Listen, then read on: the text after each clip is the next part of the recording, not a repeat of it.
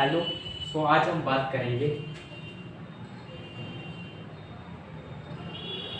Receipts and payment account.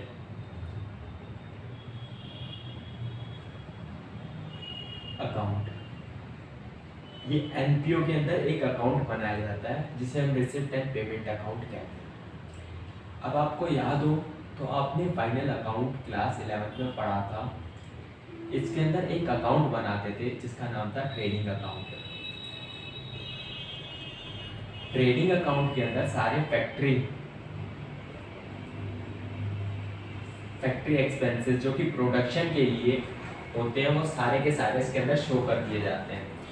अब हम 11th में तो एनपीओ, 12th में तो एनपीओ पढ़ रहे हैं, तो एनपीओ के अंदर हम प्रॉफिट के लिए तो काम करते ही नहीं है, इसमें प्रॉफिट के लिए काम करते हैं, इसीलिए हम प्रोडक्शन करते हैं किसी चीज़ का। यहाँ प्रोडक्शन हम करेंगे ही क्यों जब हम प्रॉफिट के लिए काम ही नहीं कर रहे, इसीलिए हम इसके अंदर रिसिप्ट एंड पेमेंट अकाउंट बनाते हैं। ठीक है। अब रिसिप्ट एंड पेमेंट अकाउंट का जो फॉर्मेट होता है वो इस तरीके का होता है। Receipt, amount, payment, amount, debit and credit. ये नाम मैंने शॉर्ट लिखे हैं समझने के लिए। ठीक है। अब ये रिसिप्ट एंड पेमेंट अकाउंट उसी तरीके से होता है जिस तरीके से हमने कैश बुक पढ़ी थी 11th क्लास के अंदर। कैश बुक का जो कैश बुक के अंदर सबसे पहले हम लिखते थे डेट, उसके बाद पर्टिकुलर आता था,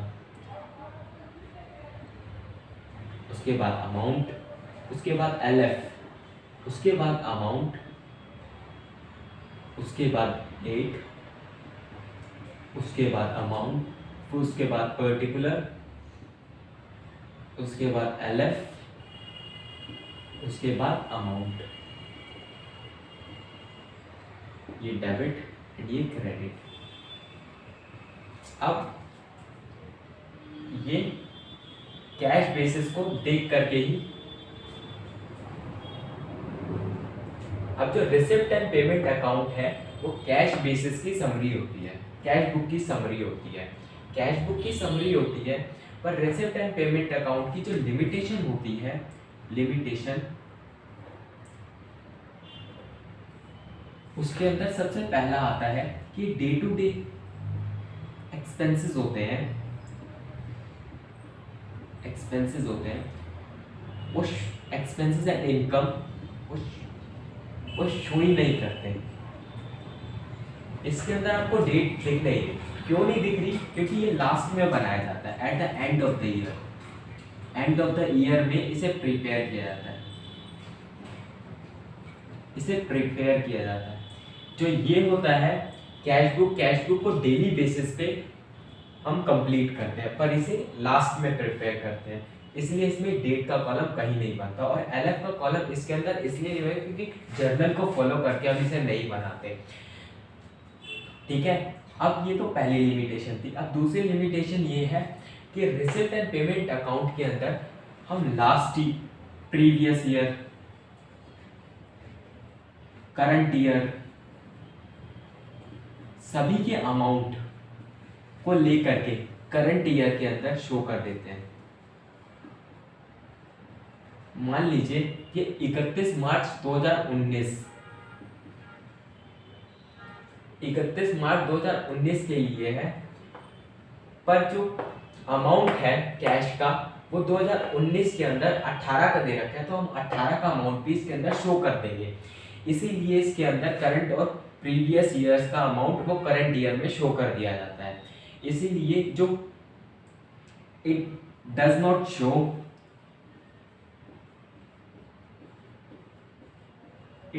show the real amount of income, real amount of receipts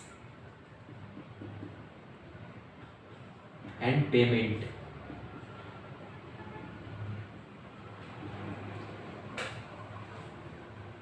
of an accounting period.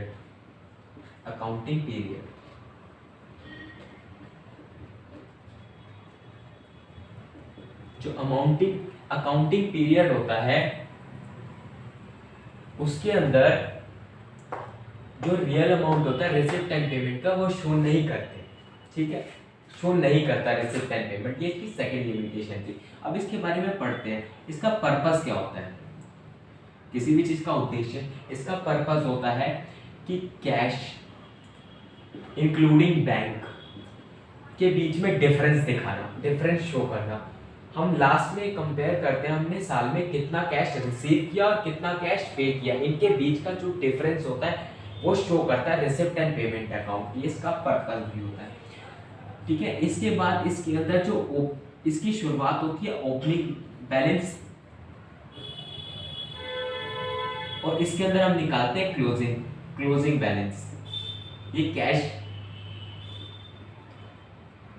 Cash book की तरह ही है ना, कैश बुक के अंदर भी टू बैलेंस पहले बीडी आता है फिर सीडी निकलता है, इसी तरह रिसिप्ट एंड पेमेंट के अकाउंट के अंदर भी पहले ओपनिंग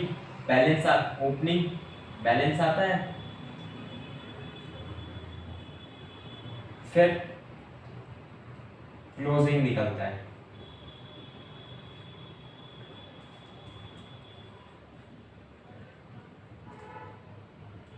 इसके बाद जो एडजस्टमेंट होती है, वो रिसिप्ट एंड पेमेंट के अंदर शो नहीं करती आती। एडजस्टमेंट का मतलब होता है डेप्रिसिएशन हो गया, आउटस्टैंडिंग एक्सपेंस हो गया, प्रीपेड हो गया, प्रीपेड इनकम हो गई, ये सारी चीजें इसके अंदर शो नहीं की जाती। अब इसके बाद आता है कि रिसिप्ट एंड पेमेंट अकाउंट के अंदर सिर्फ और सिर्फ कैश बेसिस ही फॉलो किए जाते हैं, कैश बेसिस पे ही चलता है ये। रिसिप्ट एंड पेमेंट अकाउंट कभी भी एक्रूअल बेसिस को फॉलो नहीं करता, ये इसकी खामी भी है। एक्रूअल बेसिस को फॉलो नहीं करता क्योंकि एक बिजनेस जो है वो एक ऑर्गेनाइजेशन जो है उसके अंदर कैश भी होते हैं और एक्रूअल भी होते हैं, पर ये कैश बेसिस को ही फॉलो करता है, मतलब जो उधारी की चीज़ें होती है वो इसके अंदर शो नहीं की जाती, सिर्फ कैश को ही फॉलो करता है। और इसे at the end of the year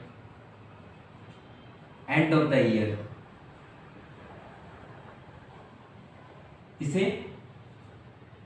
complete किया जाता है, ठीक है, लास्ट में इसे बनाया जाता है। थैंक यू सो मच, ये कॉन्सेप्ट था। अब क्वेश्चन हम एंड में करेंगे और क्वेश्चन बहुत इजी होंगे। एक और चीज है वो लास्ट के अंदर, क्योंकि ये रिसिप्ट एंड पेमेंट अकाउंट है और कैश से लेकर के इसे बनाया गया, तो इसके अंदर कैश से लेकर के बनाया, इसीलिए इसे हम कैश की तरह ट्रेड करेंगे। तो कैश जब बढ़ता